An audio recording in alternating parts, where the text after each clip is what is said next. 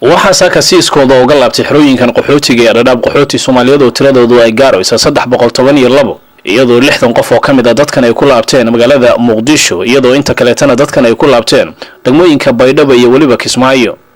dadka ku laabtay Kismaayo ayaa waxay tahay markii ugu horeysay oo tan iyo intii xanibaada uu maamulka Jubbaland oo ka qaaday qaxootiga ka laabanaya xerooyinkan qaxootiga ee dhadhaab isla markaana ku laabanaya deegaamadaasi iyadoo dhawaan ay ahayd markii uu boqosho ku imaaday xerooyinkan qaxootiga ee dhadhaab wasiirka arrimaha gudaha ee Jubbaland Maxamed Daraawish sidoo kale tan qayb uu ka ahaa waftiga Maxamed Daahir oo madaxa gudiga arrimaha qaxootiga ee barakacayaasha qaranka Soomaaliyeed isla markaana wasiirka arrimaha gudaha ee Jubbaland oo shaaca ka qaaday in ay fasaxeen qaxootiga ka soo laabanayay xerooyinkan qaxootiga ee dhadhaab. qaar kamid ah dadkan ayaa muddo bilaa waxay sugayeen in mar oo loo qaado Soomaaliya gaar ahaan deegaamadii ay ka soo jeedeen isla markaana ay ka soo qaxeen xilladihii colaadaha ka jiray gudaha Soomaaliya iyo waliba abaarihii. qaar kamid ah qaxootigan ayaa waxay dareenkooda uga warameen TV-ga qaranka Soomaaliyeed xilli ay ka ambabaxayeen garoonka diyaaradaha ee magaalada Dhadhaab isla markaana lagu qaaday diyaarado lagu geynayay goobahaasi ay ku laabanayaan waxaana hadaladoodii kamid ahaa saddex bilood ayaa diiwaan gelisay aaska geedin suway inta dambe Baydhawaan ka imbaaday Baydhawaan laaban raba hadii Ilaahay idmo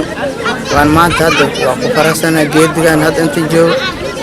wadankay kolkay tagan wuxuutinama inay bahan raba oo iska shaqaysado hogeey aan ku hemaalada saadii karo aad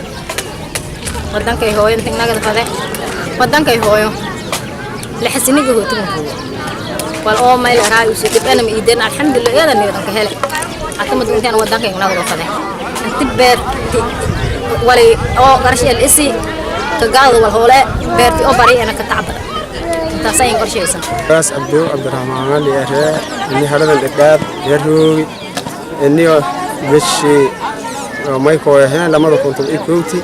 وكسندتيون أنتانا كسوناي نبيو وحسمك أرنا إني إفيا حتى إني هو ودان كان لابون أنتانا فده أنت ما أرد جوريال كانوا يبور برسني بناء اللي يروي إني أنتان ونجوريال كانوا بالله وحايته وبناء في الدين إني ودان كان لابنا ونفضاني ما أرجع الله بنا ودنا كان هرابت ساعة كان إني قدام هذا مع قرون كده قاب شو إني هذا الدركة هو تنما إني مردم بإني كان ناقنا ساك الحمد لله ما ديسا إن ماشي مدبرن باكيني أنجوري أو قهوتي أنقوها الحمد لله وصفان وأنا لو سودوي لكن حتى نصيب هناك حتى نودن كنا نقولنا حتى نديار بانونا هاي ساك الحمد لله وحنجوري مركز الداب قرون كده يارها صفان و